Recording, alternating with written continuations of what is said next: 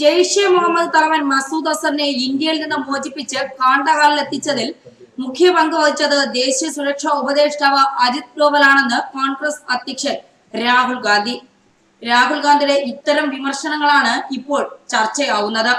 അതിനിടെ മസൂദിനെ കുറിച്ച് അജിത് ഡോവൽ പണ്ട് ഒരു അഭിമുഖത്തിൽ പറഞ്ഞതും ഇപ്പോൾ ചർച്ചയാവുകയാണ്. കോൺഗ്രസ് വക്താവ് രൺദീപ് സിംഗ് സുർജോലയാണ് അഭിമുഖത്തിന്റെ വിശദാംശങ്ങൾ ട്വീറ്റ് ചെയ്തത്. ഞാൻ നിരവധി ഭീകരരെ കണ്ടിട്ടുണ്ട്, ജീവനോടെ അല്ലാതെ. മസൂദ് അസറിന് ഒരു ബോംബ് എങ്ങനെയാണ് ഉണ്ടാക്കുന്നതെന്ന് അറിയില്ല.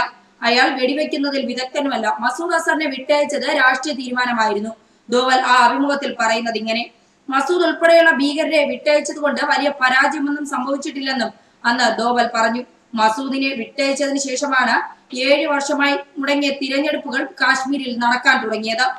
കാശ്മീരിൽ വലിയ തോതിൽ രാഷ്ട്രീയ പ്രവർത്തനങ്ങളും ടൂറിസവുമായി ബന്ധപ്പെട്ട കാര്യങ്ങളും തുടങ്ങി.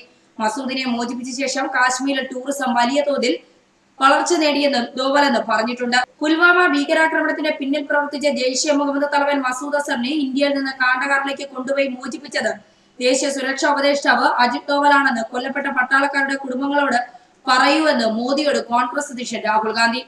അജിത് ഡോവലിന്റെ പങ്ക് വെളിവാക്കുന്ന ചിത്രവും കഴിഞ്ഞ ദിവസങ്ങളിൽ മാർക്ക് ചെയ്ത് രാഹുൽ ട്വീറ്റ് ചെയ്താണ് ആരോപണശരം തൊടുത്തത്.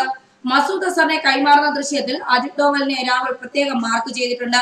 40 ധീര ജവാന്മാരുടെ ജീവൻ കവർന്ന മസൂദിനെ ആരാണ് വിട്ടയച്ചതെന്ന് ജവാന്മാരുടെ കുടുംബത്തോട് മോദി പറയണം. നിങ്ങളുടെ ഇപ്പോഴത്തെ സുരക്ഷാ ഉപദേഷ്ടാവ് അസറിനെ പാകിസ്ഥാനിലേക്ക് അയക്കാൻ ഇടപാട് നടത്തിയ ആളെന്ന് അതിനൊപ്പം പറയണമെന്ന് രാഹുൽ ട്വീറ്റ് ചെയ്തു. മോദിയോട് ഒറ്റ ചോദ്യം മാത്രം: ആരാണ് പുൽവാമയിൽ CRPF ജവാന്മാരെ കൊന്നത്? ആരാണ് ആ കൊലയാളികളുടെ നേതാവ്?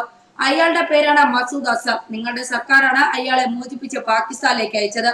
രാഹുൽ പറയുന്നു: മോദി, താങ്കളെ പോലെ അല്ല ഞങ്ങൾ. ഭീകരവാദത്തിന് മുന്നിൽ മുട്ടുമടക്കില്ല.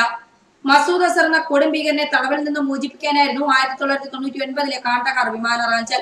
1999 കാഠ്മണ്ഡു ഡൽഹിയിൽ ഇന്ത്യൻ എയർലൈൻസ് വിമാനം തട്ടിയെടുത്ത് കാണ്ഡഹാറിൽ ഇറക്കിയ പാക് ഭീകരർ 150-ലേറെ യാത്രക്കാരെ ബന്ദികളാക്കി.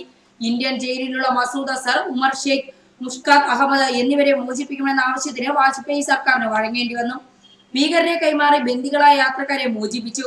മസൂദ് 1999 ഇന്ത്യൻ ജയിലിൽ നിന്ന് മോചിതനായതിനു ശേഷമാണ് ജെയ്ഷെ മുഹമ്മദ് രൂപീകരിച്ചത്.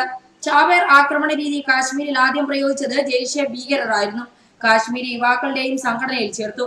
2 ദശകത്തിനിടെ ഇന്ത്യയിൽ 35-ലേറെ ഭീകരാക്രമണങ്ങളാണ് ജെയ്ഷെ മുഹമ്മദ് നടത്തിയത്. ജമ്മു കാശ്മീരിൽ ഭീകര പ്രവർത്തനങ്ങൾ ആസൂത്രണം ചെയ്യാനെത്തിയ മസൂദ് അസർ ദക്ഷിണ കാശ്മീരിലെ അനന്ത്നാഗിൽ നിന്ന് 1994 ഫെബ്രുവരിയിലാണ് അറസ്റ്റിലായത്. 5 വർഷം ജമ്മുവിലെ കോട്ബൽവാൽ ജയിലിലായിരുന്നു മസൂദിനെ പാർപ്പിച്ചത്. ന്യൂസ് ഡെസ്ക് മലയാളി വാർത്ത.